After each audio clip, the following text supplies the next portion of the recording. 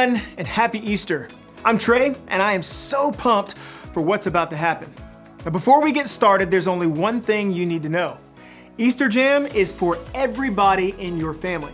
So, if you're a teenager, this is for you. College students, you too. And if you're a younger kid, get ready. We're about to have some serious fun, and we need you to lead the way. Adults, buckle up. This is Easter like you've never done it before. No matter who you are, we want you to know that Easter Jam is for you. The only way to not have fun is to not participate. So look around. Is anybody missing? If so, hit that pause button and go get them now. We're getting started in 3, 2, 1. Easter, a time for fake grass, plastic eggs, these things, chocolate bunnies, and people dressed as bunnies. And then there are the weird parts of Easter, like fake grass, plastic eggs, these things, chocolate bunnies, and people dressed as bunnies, which is interesting. But what does all this stuff have to do with Easter?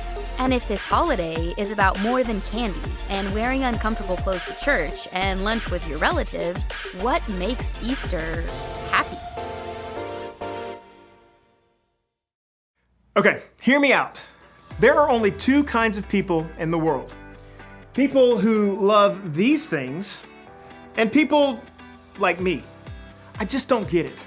How do you eat something that is this cute and grainy? Now let's see how your family feels. Show me a thumbs up if you love to eat these things, and a thumbs down if you don't. Okay. There are a lot of different opinions out there. But no matter how you feel about eating Peeps, you're gonna love this game. Your family is going to face off in the greatest Peeps jousting competition of all time. I'm gonna explain how it works, and then I'll tell you when to start. First, divide the room into 2 teams. Next, take 2 Peeps and assign them to a team. Now, if you don't have any Peeps, no worries at all. Big marshmallows like this one will work just as well. Now, Team A gets Peep A, Team B gets Peep B. You can come up with cooler names like Lord Sugarcoat or Sir Sprinkles. You get the idea. You can also use a marker or a Sharpie to decorate your Peeps to give them some personality. Maybe you can draw a mustache on your Peep or give them some mean eyebrows or a fancy outfit. Just let your creative juices flow. Next, you need to prepare your Peeps for battle. Take a toothpick and stick it into the front of each Peep, just like that. Now you can think of the toothpick as a joust or a lightsaber or a sword. It just depends on how serious your family is about the competition. Make sure the toothpick is facing forward and toward the other Peep. Now you're gonna place the 2 combatants on a microwave plate. No social distancing is necessary. You want the Peeps to be as close together and facing one another. And finally, time for the big event. Gather around and put the plate in the microwave, setting the timer to 45 seconds. You won't let it run that long. In fact, don't let it run that long. Then press start. Watch at a safe distance until the Peeps drop their toothpick sabers and one touches the other. The toothpick that touches the other Peep first, that Peep wins. Now, as soon as this happens, you're gonna wanna stop the microwave. Trust me on this one. Stop the microwave. Okay, it's time to settle this thing. And don't forget to snap a pic of that photo finish. It's go time. Press pause now, and I'll wait here.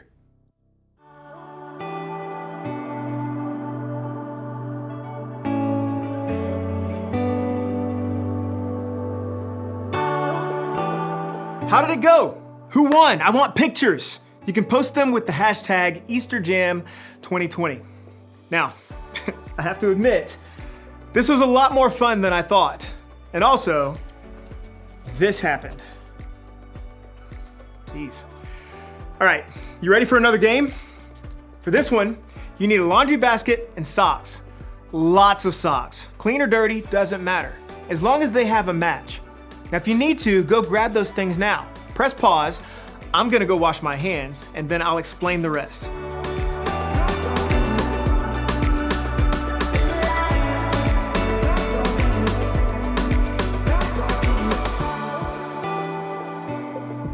Got your basket and socks? Great. Now, choose 2 people to play. You'll also need 2 people to be scorekeepers. And to get started, dump all the socks on one side of the room. Don't worry, those socks will make their way back to the basket real soon. Then, place the basket on the other side. Now when I say go, players will grab a sock, go through the pile, and find the matching one. You'll roll the socks together in the shape of a ball, or like an Easter egg, and then toss them. Just like that, across the room into the laundry or Easter basket. Now the player with the most socks or eggs in the basket at the end of the timer wins. If you don't have scorekeepers to help you count, you have to keep up with that number on your own. So that means everybody's on the honor system, all right? Parents, I'm looking at you. Okay, now if you need to, press pause now and get everything and everyone in position for the game. I'll wait here.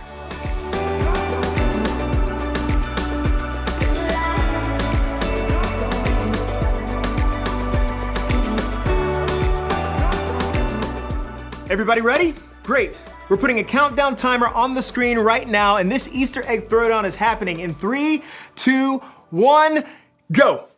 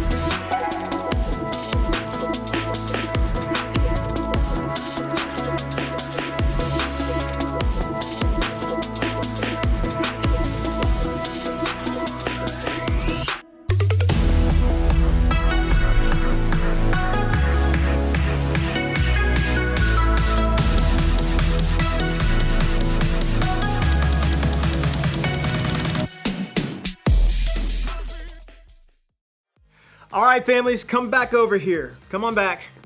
Who won? Okay, that was wild.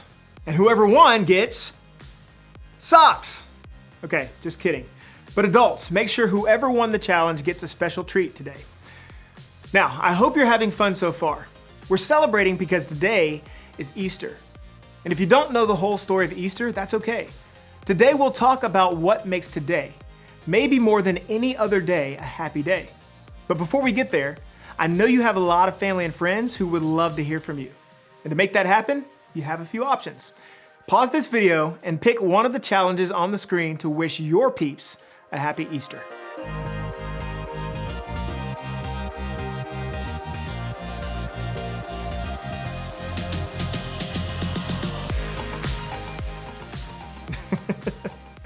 Okay, so I just got like 9 texts from my crew saying happy Easter.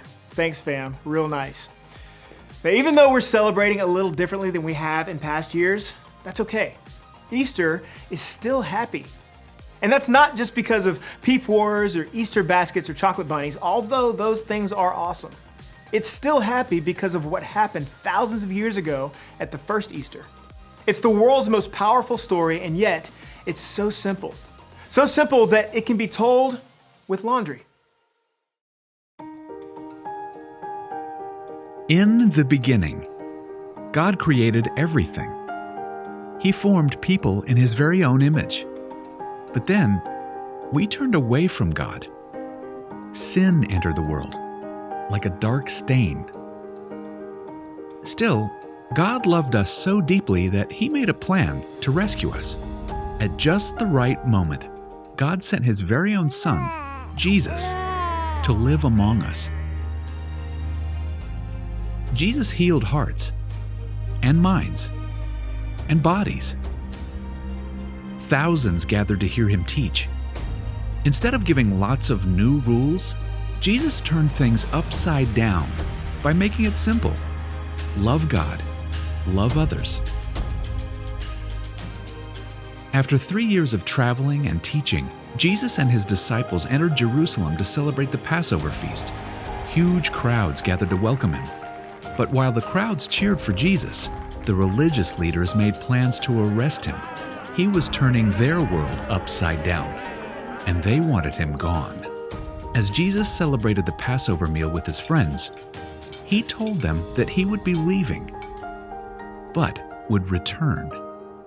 His friends didn't understand. That night, one of Jesus' followers, Judas, led soldiers to arrest him. The religious leaders gave Jesus a fake trial and then sent him to Pilate, the Roman governor, who could have him killed. Pilate found Jesus had broken no law and tried to release him. But a mob called for Jesus to be killed. Pilate gave in and handed Jesus over to the Roman soldiers.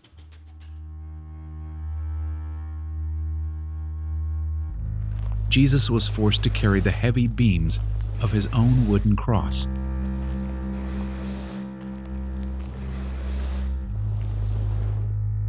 On a hill called Golgotha, the soldiers nailed Jesus' hands and feet to the rough wood. The soldiers and people who passed by laughed and mocked him. But from the cross, Jesus asked God to forgive them. Finally, Jesus called out, "It is finished." Then he died. The earth shook. Rocks split open. Even the soldiers cried, "Surely he was the Son of God." One of Jesus' followers took his body and placed it in a tomb cut from the rock. A huge stone blocked the entrance. Jesus' friends were devastated. They had believed that Jesus was the one God promised, the one who would rescue them, but now he was gone. Their whole world had turned upside down. Jesus' friends stayed hidden in fear for 3 days.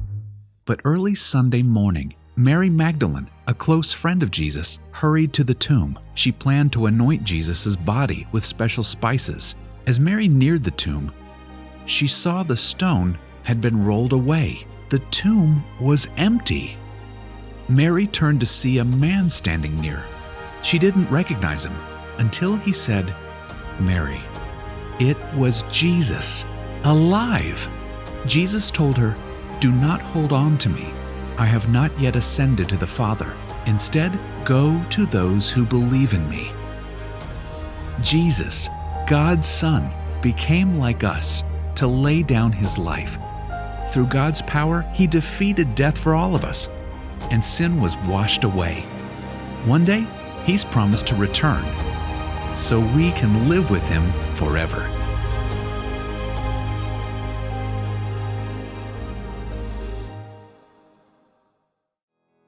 I hear that story every Easter and it always amazes me. I mean, God sent Jesus to the world to remind me that he is greater than anything that can go wrong in my world. The simple fact that Jesus came back to life is proof to me that I can face anything bad that happens.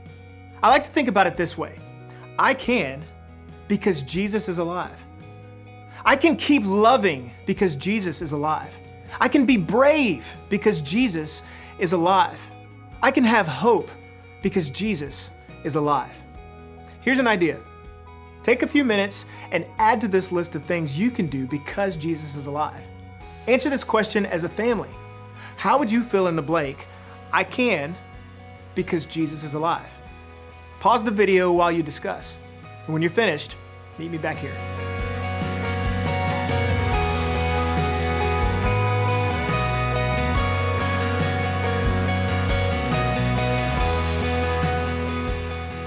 Awesome.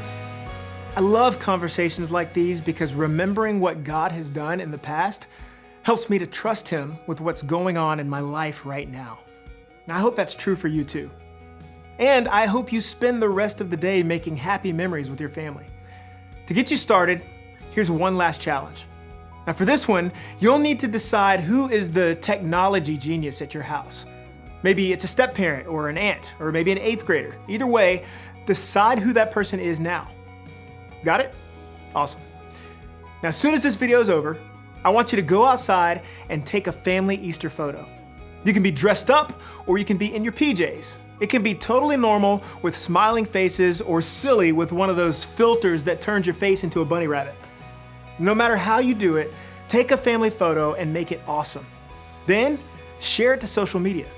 Remember to use the hashtag EasterJam2020 so we can see your family's Easter style. Maybe now more than ever, this is a time to celebrate and remember God's faithfulness and the hope he gives us in Jesus. After all, that's what makes Easter so happy.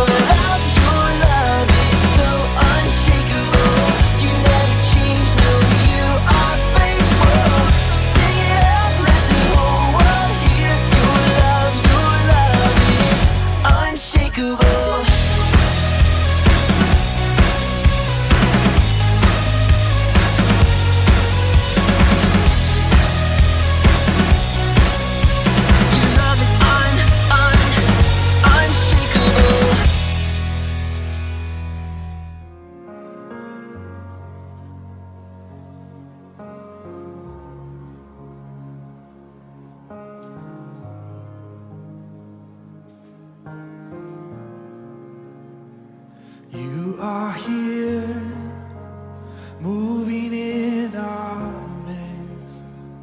I worship you, I worship you. You are here, working in this place. I worship you, I worship you. You are waymaker, miracle worker, promise keeper, light in the darkness. My God, that is who you are.